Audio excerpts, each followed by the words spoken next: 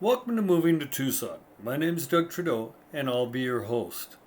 Today, I want to talk about the Tucson housing market, what's happened over the last 60 to 90 days, actually the last 45 days, and how it's impacting the market here in Tucson.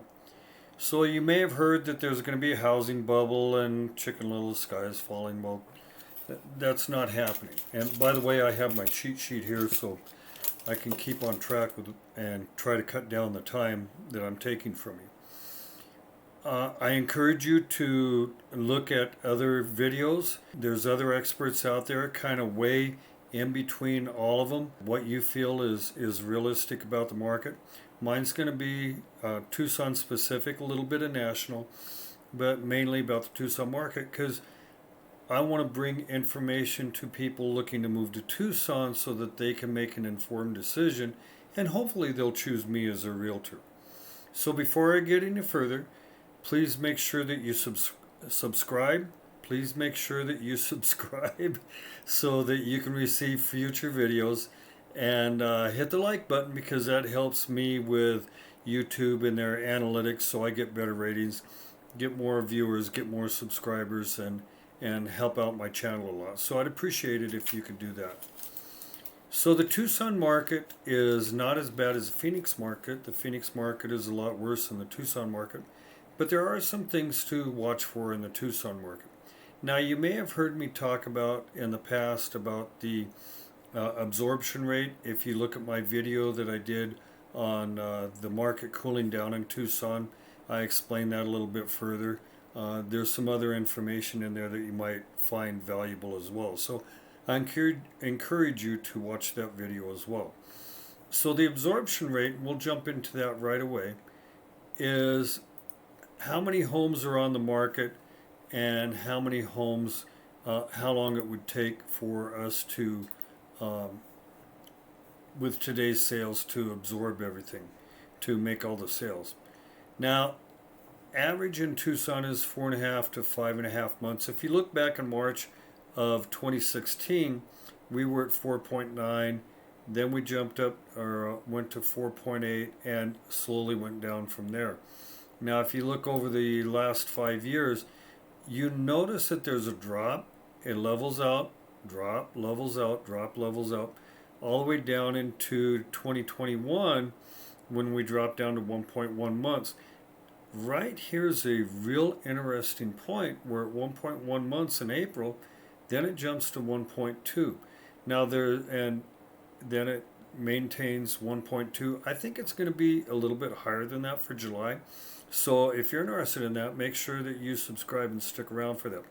Now there's a realtor up in the Phoenix area, and what I like about what she reports is she reports that there's a data collection service up there that's not available in Tucson, that they collect data about how many homes are active, how many homes are under contract. So I thought, you know what, being an MBA, that's information that interests me and would be vital information for down here in Tucson.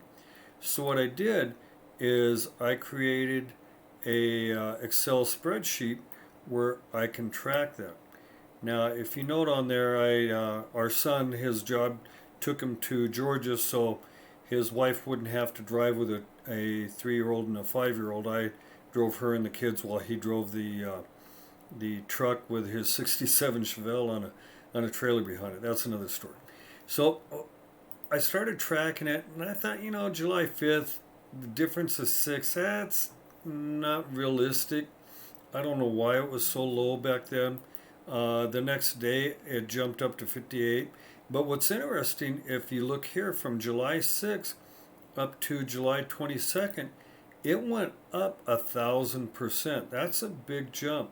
Today, when I checked earlier this morning, and I'm checking it daily, we're up to 595. That's a big jump from 6 or 58 or even 109 up to 595. So that's something to kind of keep an eye on, and I'm going to be watching that because that's telling me that more inventory is remaining on the market, which tells me that buyers are rejecting some of the homes that are for sale. Now, talking to my broker, they're saying that some buyers are just basically evaporated from the market. So it's going to take a while for sellers to feel the pinch that, hey, buyers have walked away. The market is changing rapidly. I've been in this for over 20 years, and I've never seen such a quick change on it, which is why I'm monitoring this daily, and I'm reporting on it weekly as to what's happening with the market, so you can be informed. So if your job is bringing you to Tucson, if you're looking to retire, you just want to move to Tucson, you're better informed on the market and you can make a better decision on it. So let's get back to the statistics on that. So that's month supply, and we'll talk in a little bit about how many homes for sale when I get further into this. Now, month supply, if you look at the federal, the median number of months for homes for completed homes, look at this right here where it dropped down. Look at that in September. It was low. It jumped up in December. It fluctuated, and the market's always going to fluctuate. But look how much it dived down in May of 2022. That's below October 2021. And if you look at these previous months dating back to 2019, that's a significant drop. So that's something to keep an eye on. The other thing that the Fed evaluates is new and private units authorized permits. And I'm going to jump into something else real quick. The only place I could figure where I could do it was in Photoshop.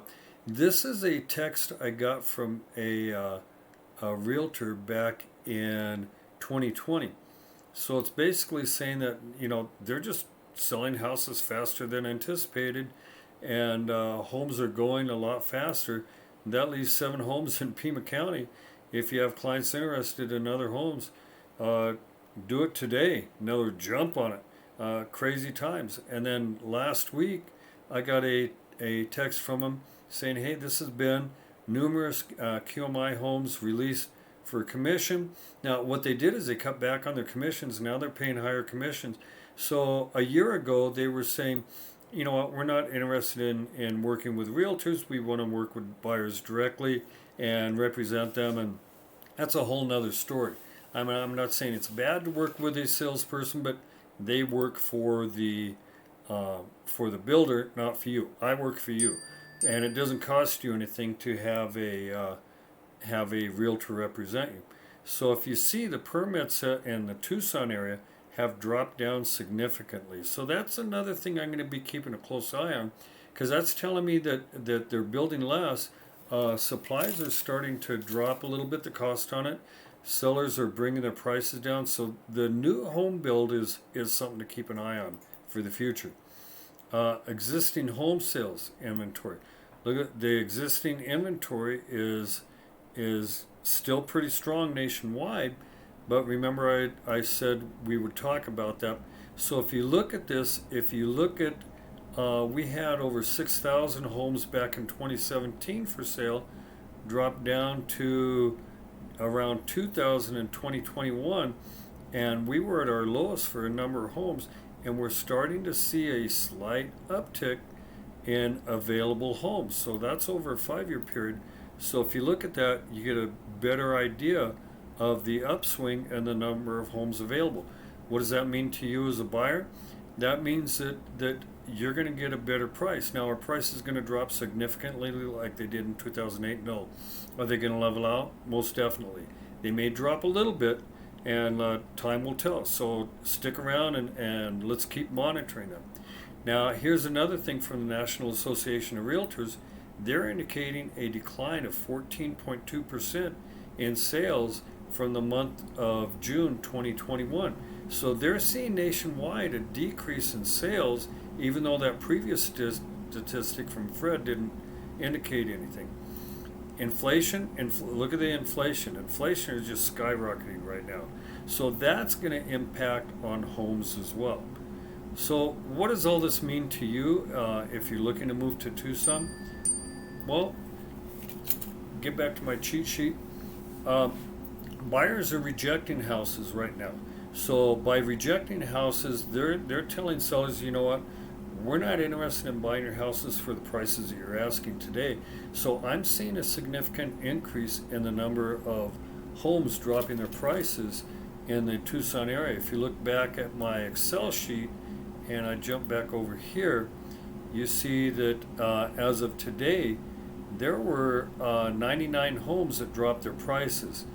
I'm going to be tracking that. Is that a significant number? It's a strong number for those dropping the prices in their homes. So stick around, make sure you subscribe so you can stay on track of that. Asking prices for homes are going to come down. As more homes creep on the market, that means that there's going to be more homes for you as the buyer to choose from. So sellers are going to be forced to work with you and be a little bit more amenable, a little more agreeable in the sale of their homes if they want you to buy their house. What I tell sellers right now is every month that you wait for your home to come on the market, it's dropping in price. So if you're a seller out there in the Tucson market and you're thinking of selling your home, give me a call, because you don't want to end up in that woulda, shoulda, coulda range where, man, if I just listen to Doug and put my house on the market when he told me, I could have sold it for more. I don't want to see that happen to you. So let's stay on top of the Tucson market. Please make sure that you subscribe, hit the like button, ring the bell for future videos. I look forward to bringing you more information in the future. Stick around, share it with friends. Be sure to go out and check out some other videos of other realtors, either in the Tucson area, or there's a good one up in Phoenix. There's some national ones. There's a realtor out of California. I like what he has to say, and I copy him. There's another realtor out of Baton Rouge, Louisiana. I like what she has to say on the market. There's a few out there. They're oh my gosh, the sky is falling type. So take it with a grain of salt. It's kind of like the news that you see on TV. It's like an old professor told me one time, when it came to newspaper, if you're into natural horticulture, the best fertilizer is a newspaper, and I'll let you figure that one out. So take care, God bless, and I'll see you in the next video.